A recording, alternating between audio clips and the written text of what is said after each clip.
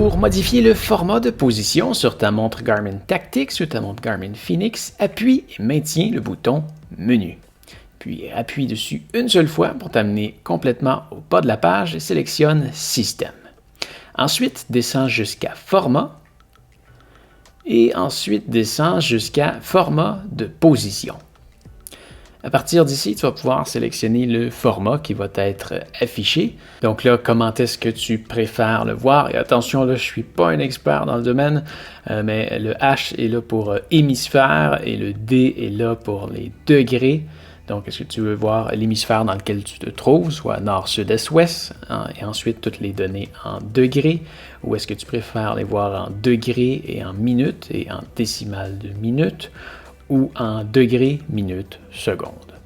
Tu peux aussi avoir accès aux grilles d'à peu près tous les pays qui ont leur propre grille.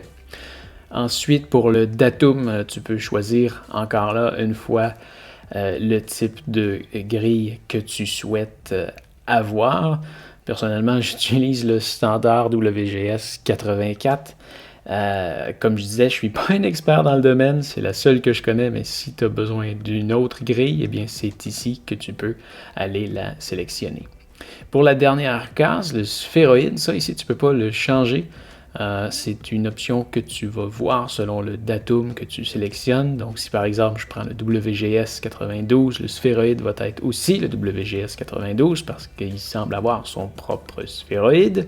Mais si je vais par exemple vers le Zendrix, eh bien là, on va avoir le sphéroïde international. Mais bref, si tu as besoin de le changer, c'est probablement que tu sais de quoi tu parles. Alors voilà pour cette information-là. Si jamais tu veux revenir au menu principal, tu peux appuyer et maintenir le bouton Backlap. Alors voilà, j'espère que ça va t'avoir aidé. Si c'est le cas, tu peux me mettre un pouce en l'air. Si jamais tu te magasines une montre, tu peux regarder avec les liens dans la description. Et n'oublie pas non plus de t'abonner à ma chaîne pour me retrouver plus facilement la prochaine fois que tu as besoin d'aide. D'ailleurs, si tu veux voir d'autres tutoriels sur cette montre, tu peux cliquer sur la playlist juste ici. Mais enfin, tu peux aussi me retrouver sur ma chaîne principale où je voyage un peu partout dans le monde. Je suis certain que tu vas aimer. Allez, fais attention à toi. Salut!